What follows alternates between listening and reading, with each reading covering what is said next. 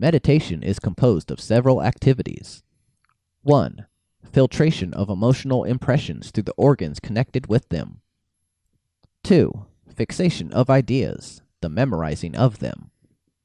3. The ability to create ideas.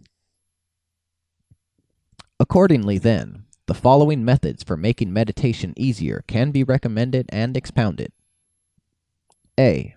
To avoid all instinctive, automatic answers on all questions put to us, which are dictated only by memory, without any participation of the meditating elements. B. To avoid any disputes or quarrels, leading only to the building of form, dialectic, but not of ideas. The majority of disputes which have conception of some terminology as a starting point, in this case the whole dispute is based on misunderstanding. Or, there is the basic difference of the dogmas of contemplation, and then the dispute is aimless, purposeless. C. To train ourselves in cognition, perception, of the invisible in the visible. For example, so as to recognize the astrosome soul and spirit in the physical shell of an individual man.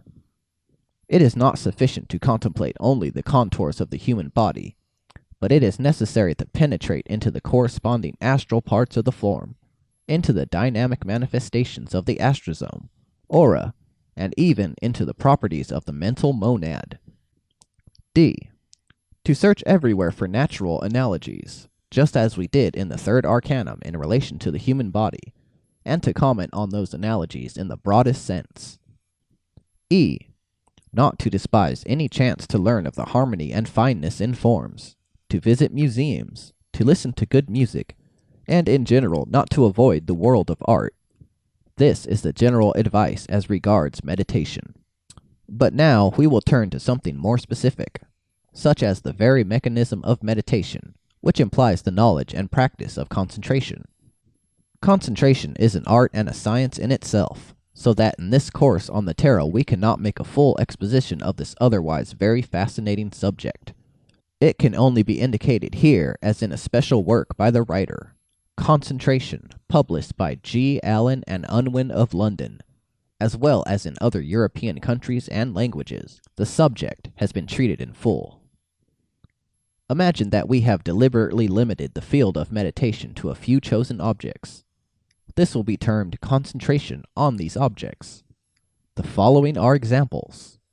1. A man writing an article can concentrate his thoughts on 3 aspects. A. The idea behind it. B. Its construction. And C. Its outer form or beauty of style.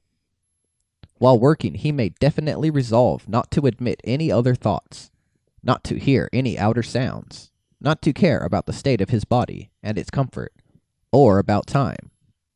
2. To concentrate your thoughts on 2 objects, a person and the picture or idea, which that person wants to transmit to you. All else should be removed from the field of your consciousness. 3.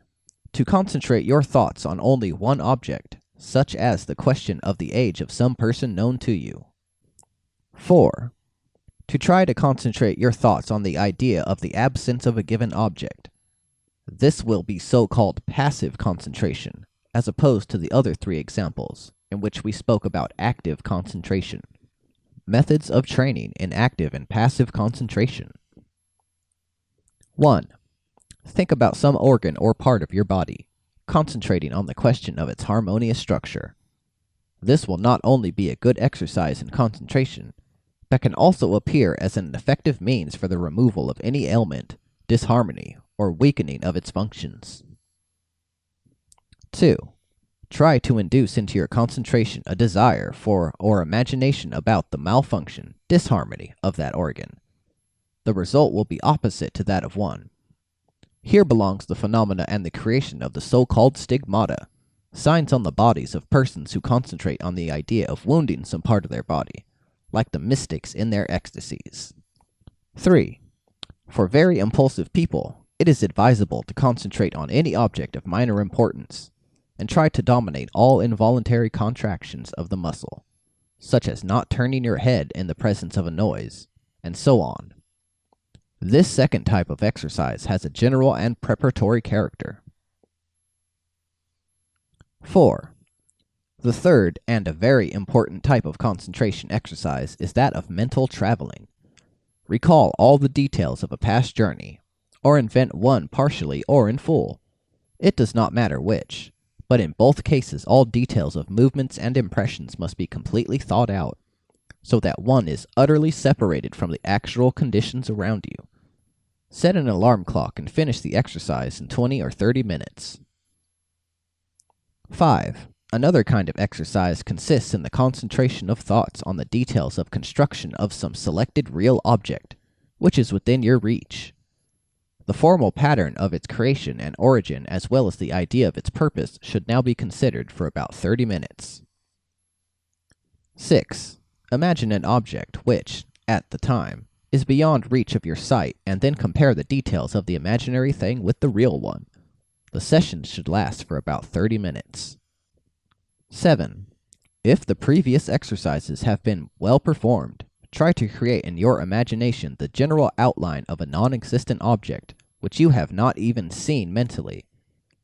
From this general idea, pass to a detailed one, testing the exactness of your creation by reversing the process and going from the detailed to the general idea. The time taken should be about 40 minutes. 8. Next, try to exercise your mind by passing quickly from active concentration on one object to a similar concentration on another. Your power to do it at will shows that you have a considerable ability of concentration. The more unfavorable are the outer conditions during this exercise, the more valuable will be its successful performance. The next type of concentration, which is passive, is often considered to be much more difficult than the active kind. Very favorable conditions can be created at the beginning of these exercises, the most notable being darkness and the removal of everything which could interrupt our attention, a lying position, a weakening of breathing, and the closing of ears and eyes. First, you should concentrate on a very symmetrical form, like a circle or disc of a certain size, at rest or revolving against an unending background. The colors of the disc and background have been given by traditional authors as immaterial, but my personal opinion is that only white for the circle or disc, and black for the background, should be used in order to simplify and thus facilitate concentration. Also, in the beginning, a change of colors may bring you some trouble from the side of the mind, which is then only too glad to verbalize about them. This is extremely undesirable. If this exercise can be performed for some 5 or 10 minutes, try the next by removing the disc and using a point instead. Then remove even the background. This will lead to a total elimination of all outer impressions. This is your aim. These exercises can be changed in detail ad libitum. In the state of passive concentration, some outer ingredients may insert some imaginary forms, such as geometrical figures and illusory sounds, flavors, odors, and so on into the vacuum of your consciousness. All these will probably be the result of an action by a foreign will. Do not forget that we are living in multidimensional worlds, each of which has its own inhabitants. They may perceive your efforts, as well as the state of passivity of your mind, which usually emits incessant vibrations. This is an opportunity for them to interfere by inserting their own thoughts, or similar vibrations of the subtle matter in which they live. You can certainly guess about which population of the astral and mental worlds I am speaking now. See lessons 14 and 15. Active and passive concentration are the alphabet of meditation for occultists, but you should know that meditation is not an exercise in itself. Rather, it is the higher use of our consciousness, which is permitted by the ability of concentration. See Concentration, chapters 21 and 22. Another use of that ability is practiced in the seeking of information from higher planes. This means the posing of different questions through active concentration, and the receiving of answers to them by means of the passive state of mind, deliberately created for the purpose. This needs, as for everything in occultism, some practical experience and time.